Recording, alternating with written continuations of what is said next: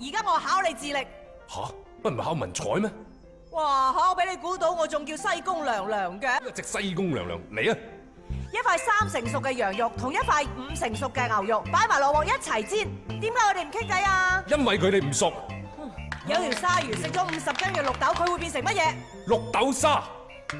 好，有個食人族嘅族長，突然間話要食齋，俾啲乜嘢佢食？植物人。你而家去野外露營，半夜醒咗，望見天上繁星，北斗星就響你上面，你會諗到啲乜嘢啊？咁梗係宇宙嘅浩瀚同人類嘅渺小啦。錯，喺你個帳幕俾人撻咗指針。好，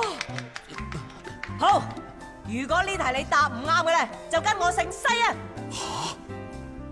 竟然要跟你姓西咁毒辣，好，放馬過嚟啊！